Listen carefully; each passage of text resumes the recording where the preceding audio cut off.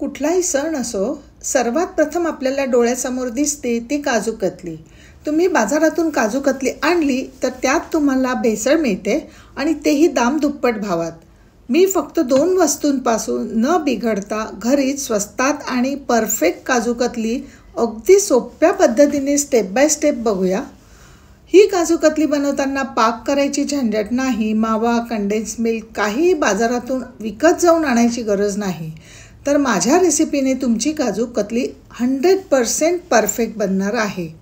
नमस्कार, मी छायाच कुक टाईममध्ये तुम्हा सर्वांचं खूप खूप मनापासून स्वागत। इथे आपण काजू कतली बनवायला 1 कप काजू, वजनी मोजाल तर 250 ग्रॅम काजू घेतले आहेत। आता मार्केटमध्ये काजू पुष्कळ प्रकारचे मिळतात। तुकड्यांचा काजू येतो, तो जरा स्वस्त असतो, तो जरी इथे वापरला तरीही चालेल। नेहमीप्रमाणे इथे आपण काजूची पावडर बनवणार नाही, तर आपण काजू 3 ते 4 वेळा चोळून पाण्याने स्वच्छ धुवून घेणार आहोत। त्यामुळे काजू कतली सफेद बनते। काजू धुवून झाल्यानंतर काजू भिजेपर्यंत पाणी टाका। पाणी टाकून झाल्यानंतर पाव कप दूध टाका, म्हणजे काजू एकदम पांढरे शुभ्र होतील। 2 तासासाठी काजू भिजत ठेवा।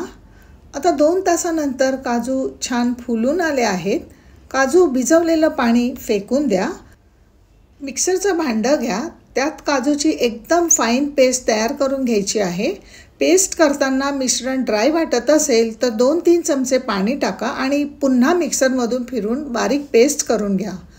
काजू कतली बनवायला एक जाड बुडाची कढई किंवा नॉनस्टिक पॅन घ्या, त्यात काजूची पेस्ट ओता। त्यानंतर पेस्टमध्येच टाका 1 कप पिठी साखर। आता प्रमाण लक्षात घ्या, पाव किलो काजूला 1 कप म्हणजे 200 ग्रॅम पिठी साखर। आता साखर आणि काजूची पेस्ट छान मिक्स करा। ही पहा, गॅसवर न ठेवता मी काजूच्या पेस्टमध्ये पिठी साखर छान मिक्स करून घेतली आहे। आता ही छान स्मूथ पेस्ट तयार झाली आहे। हे पॅन गॅसवर ठेवा। गॅस फ्लेम लोच ठेवून ही काजूची पेस्ट सतत ढवळत राहायची। काजू भिजवून केलेली काजू कतली आणि काजूची पावडर बनवून केलेली काजू कतली या दोघांमधला फरक एवढाच आहे की भिजवून केलेली काजू कतली जास्त वेळ सॉफ्ट राहते, ड्राय होत नाही। फक्त लक्षात असू द्या, लो फ्लेमवर सतत ढवळायचं आहे, अजिबात थांबायचं नाही। तुम्हाला आवडत असेल तर या स्टेजला वेलची पूड, केसर किंवा रोज एसेन्स टाका, परंतु मी प्लेनच ठेवणार आहे। आता मिश्रण एकत्र व्हायला सुरुवात झाली आहे। मिश्रण ओव्हरकुक करायचं नाही, तर ओव्हरकुक झालं तर काजू कतली सेट होणार नाही। मिश्रण तयार झालं आहे की नाही हे चेक करण्यासाठी एका प्लेटमध्ये थोडं मिश्रण टाका। मिश्रणाचा गोळा तयार झाला की समजावं मिश्रण तयार आहे। आता गॅस बंद करा। एक बटर पेपर किंवा प्लास्टिक शीट घ्या। पूर्ण शीटवर मी तूप लावून घेतलं आहे। मिश्रण बटर पेपरवर ओता। चमच्याने स्प्रेड करून थंड करायला ठेवा। थोडं थंड झालं की शीटच्या साहाय्याने मिश्रण मळून मऊ करून घ्या। यामुळे काजू कतली सॉफ्ट बनेल, काजू कतली ड्राय बनणार नाही। आता लाटण्याने लाटून घ्या। चमच्याने कॉर्नर व्यवस्थित करा। डेकोरेट करण्यासाठी चांदीचा वक लावा।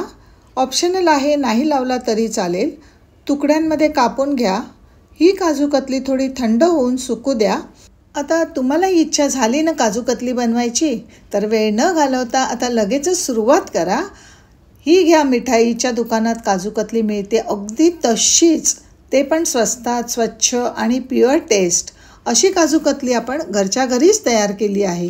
ही काजू कतली एअरटाईट कंटेनरमध्ये ठेवून फ्रीजमध्ये ठेवा, 1 महिना खराब होत नाही। तर आता मी नक्कीच सांगते, तुम्ही कधीच काजू कतली बाजारातून विकत आणणार नाही, आणि ती पण भेसळयुक्त।